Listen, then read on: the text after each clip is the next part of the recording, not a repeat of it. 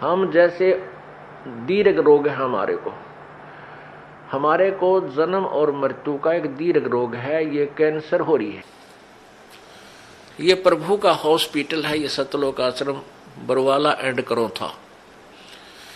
जब आप इस हॉस्पिटल में प्रवेश पा लेते हो और आपने उद्देश्य ये होना चाहिए कि मैं इस रोग से मुक्ति पाऊं, तो यहां फिर डॉक्टर ने देखना है।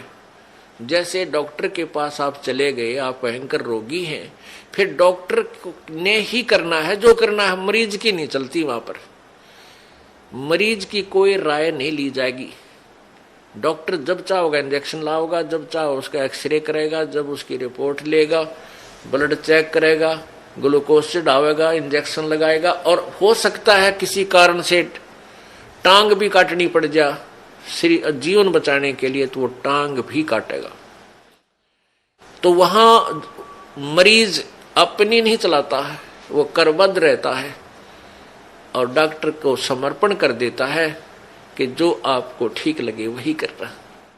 तो यहां आने के बाद आपने अपना अगर जन्म मरण का रोग कटवाना है तो परमात्मा डॉक्टर है, कबीर भगवान हमारे। इस दास को आपका कंपाउंडर छोड़ रखा है, तो आपको जैसा भी यहां हो रहा है उसमें कोई देखो, एक तो आपको गड़बड़ होगी, नामखंड हो जानते हैं, आपका नाम टूट जाएगा, परमात्मा से आपका कनेक्शन खत्म हो गया। और दूसरा होगा मालिक करेगा, तो उसमें फिर अगरम मगरम नहीं होनी चाहिए, ऐसा क्यों हो गया, ऐसा नहीं होना चाहिए था।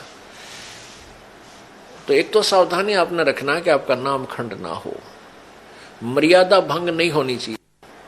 पुण्यात्माओं, आप इस काल के जाल से अपरिचित हो, इस कारण से इस मार्ग को इतना सीरियसली नहीं लेते।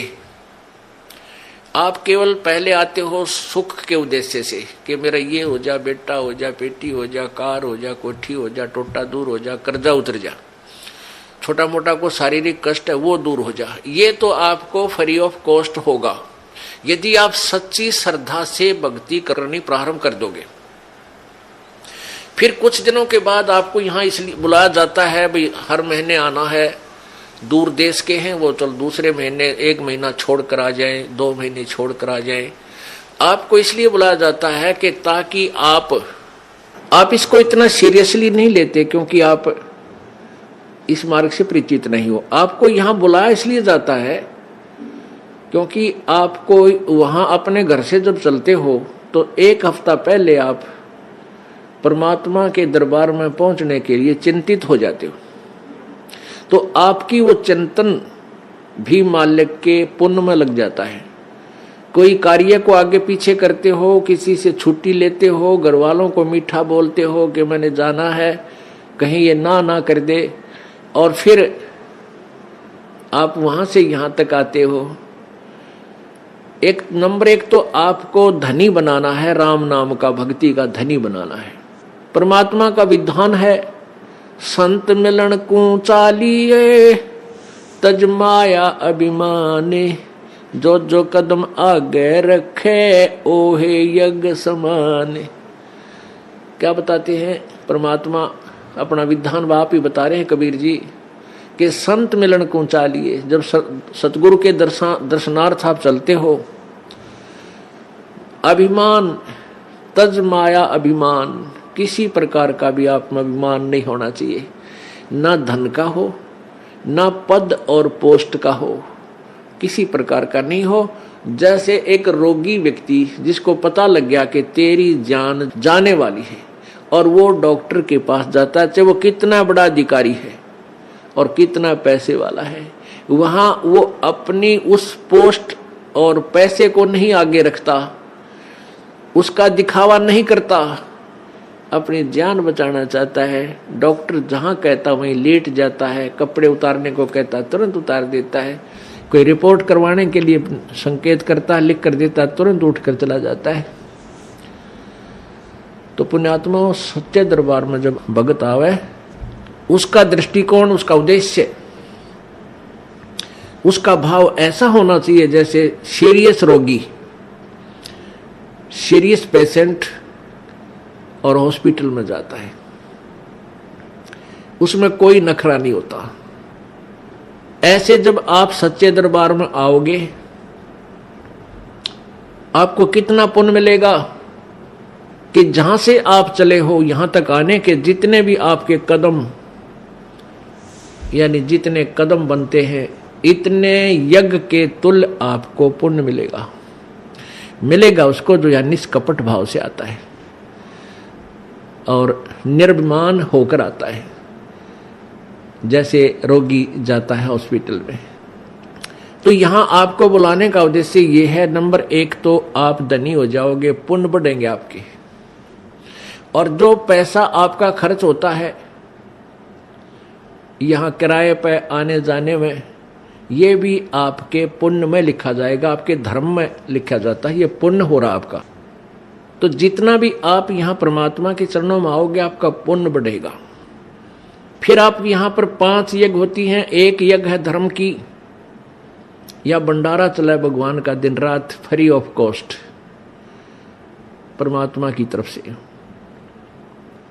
यहां जो आप आते हो 10 रुपये, 50 रुपये, 100 रुपये जैसे भी दान पात्र में डालते हो, उसका फिर सामूहिक रूप से भंडारा होता है। कहीं आश्रम का विस्तार होता है, कोई पंखा आता है, कितने दरी बिछाण की मैट लाते हैं, लैट्रिन बाथरूम बनाए जाते हैं, कमरे बनाए जाते हैं, शेड लगाया जाता है। तो ये आपके पैसे का पुण्य हुआ और यहाँ आने वाली दुखी आत्माओं को चैन हुआ। अब कितने कैसे संसार से निकल कर आते हो आप, ट्रेन में आते हो, जेब कतरे साथ बैठे रहे, मन माने किरा के कर जा।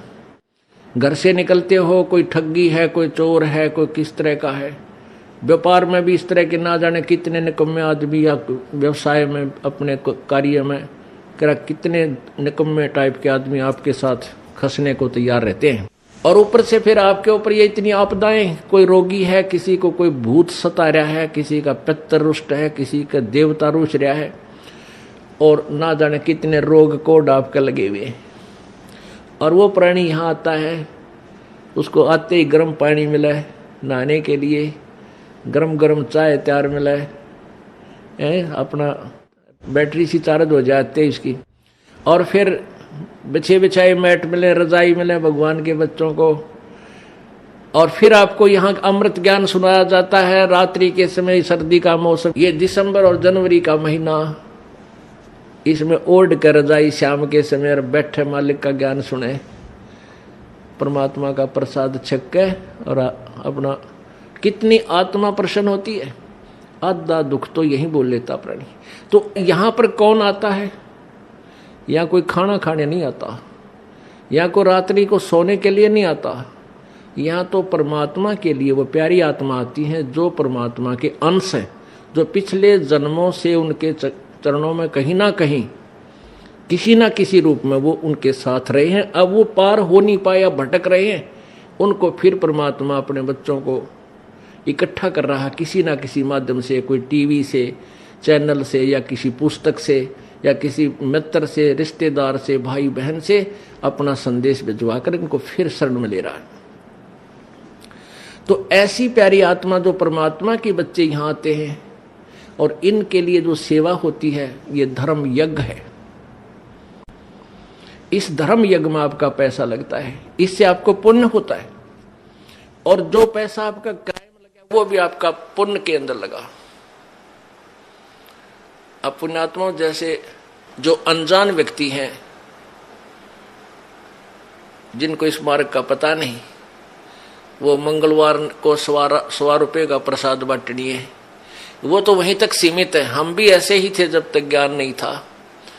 मंगलवार के दिन 1.25 रुपये का प्रसाद बांटा करते, घने उमंग भर जाती तो 5.25 का बांट देते, बहुत खुशी होती। तो ना तो उसने बहुत गुणा पुण्य मान लेते थे।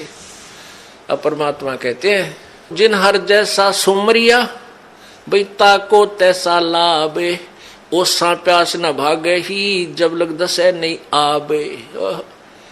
कहते हैं जिसने जैसा भगवान की भक्ति सेवा दान किया उसको उतना ही लाभ मिलेगा। ओस चाटन ते प्यास नहीं बुझ सकती, वो तो गिलास पीना पड़ेगा गट गट गट जब प्यास बुझेगी। तो ये जो स्वाप का प्रसाद 100 रुपया पल्ले बांध लिया माता का हमारा न्यू हो जा, और ये छोटे मोटे जो दान हम करा करते, ये तो ओस चाटने वाली बात थी।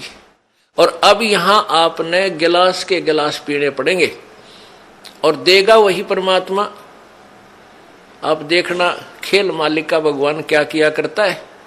अभी तक हम परमात्मा से सुख लेने के लिए पहाड़ों पर चढ़ गए, बर्फों पर चल पड़े, मालिक वहां मिलेगा उस मंदिर में, हम चले गए वहां मिलेगा, वहां पहुंच गए, कोई संत मिला उसके पास जाने की चेष्टा की, लेकिन वो चीज नहीं मिली।